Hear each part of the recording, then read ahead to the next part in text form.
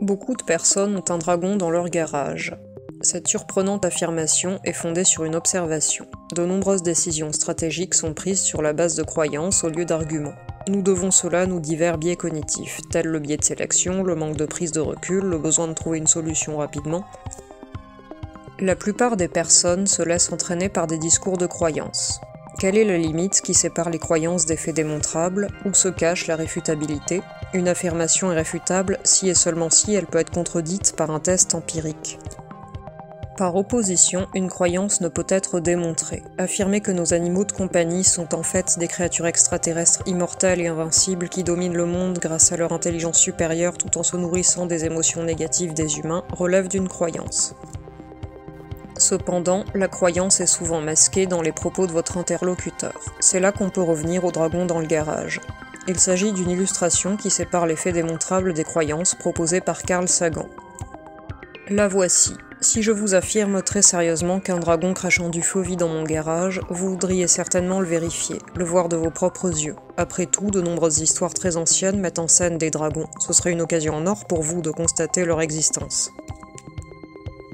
Montrez-le-moi, dites-vous. Je vous emmène donc dans mon garage. Arrivé sur place, vous ne voyez qu'un vélo aux pneus crevés, une vieille paire de skis posée dans un coin, des pots de peinture à moitié vides, mais pas de dragon. Où il est, demandez-vous. Mais il est là, juste sous vos yeux. J'ai oublié de préciser que le dragon est invisible. Vous me proposez alors de répandre de la farine sur le sol du garage pour voir les empreintes du dragon. Bonne idée, dis-je, mais ce dragon ne touche pas le sol, il l'évite. Alors, vous voulez utiliser un capteur infrarouge pour détecter le feu invisible. Bonne idée, mais le feu invisible ne dégage aucune chaleur. Pourquoi ne pas utiliser un spray de peinture pour le rendre visible? Bonne idée, mais c'est un dragon immatériel et la peinture n'y adhérera pas. Et ainsi de suite. Pour chaque test que vous proposez, je trouve une manière d'expliquer pourquoi cela ne fonctionnera pas. Maintenant, quelle est la différence entre un dragon flottant dans les airs, invisible et immatériel crachant du feu sans chaleur, et pas de dragon du tout?